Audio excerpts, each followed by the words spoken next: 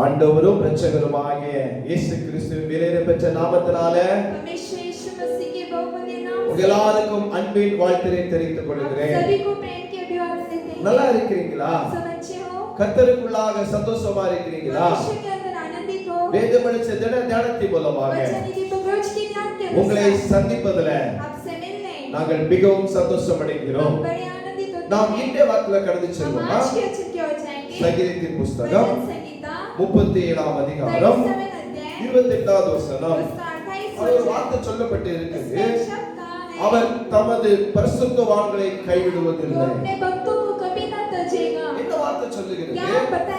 தம்முடைய பரிசுத்தவான்களை கைவிடுவதில்லை, தம்முடைய ஊழியர்களை கைவிடுவதில்லை, தம்முடைய பிள்ளைகளை அவர் கைவிடுவதில்லை. யாரெல்லாம் ஆண்டவருக்காக பரிசுத்தமாக வாழ வேண்டும் என்று சொல்லி பிரயாசப்பட்டுக் கொண்டிருக்கிறார்களோ, பரிசுத்த வாழ்க்கையில பங்கு வராதபடிக்கு தன்னை சோதரம் பாதுகாத்துக் கொண்டிருக்கிறார்களோ, வேதம் சொல்லுகிறது அவர்களை கர்த்தர் கைவிடுவதில்லை. தேவனுடைய பிள்ளைகளே, நீங்க பரிசுத்தம் வாழ்வதற்கு உங்களை ஒப்புக் கொடுங்கள்.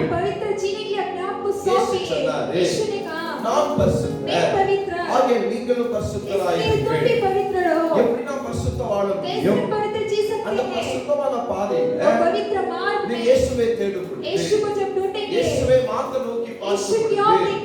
உங்களை பரிசுத்தமாக வாழும்படியாக கர்த்தர் உங்களுக்கு உதவி செய்வார். அவர் தம்முடைய பரிசுத்தவான்களை அவர் கைவிடுவதில்லை. உங்களை ஒருபோதும் கைவிட மாட்டார். பிரயாசப்படுங்கள். தேவனுக்காக பரிசுத்தவங்களை ஒப்புக் கொடுங்கள். இந்த ஆத்மா சரீரத்தை ஒப்புக் கொடுங்கள். கண்களை ஒப்புக் கொடுங்கள். சோதர கைகளை ஒப்புக் கொடுங்கள். உங்கள் சரீரம் ஒப்புக் கொடுங்கள். ஒப்புக் கொடுக்கும் பொழுது பரிசுத்தம் வாழும் பொழுது ஒருபோதும் அவர் கைவிட மாட்டார். உயர்த்துவார். நன்மையால் உங்களை நிரப்புவார். ஜெபிக்கலாமா? அன்பின் பிதாவே, நன்றி செலுத்துகிறோம். தேவனுக்காக ஸ்தோத்திரம். நம்முடைய பரிசுத்தவான்களை நீர் கைவிடுவதில்லை. யாரும் பரிசுத்தம் வாழ்ந்து கொண்டு இருக்கிறார்கள், வாழத்தை அர்ப்பணிக்கிறார்களோ, நீர் அவர்களை கைவிடாதீர்.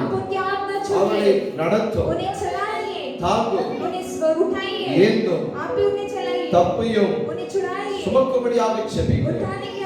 எல்லா தடைகளையும் மாற்றும். இயேசு மூலம் ஜெபங்கள் எல்லாம் பெறுவோம். ஆமென்.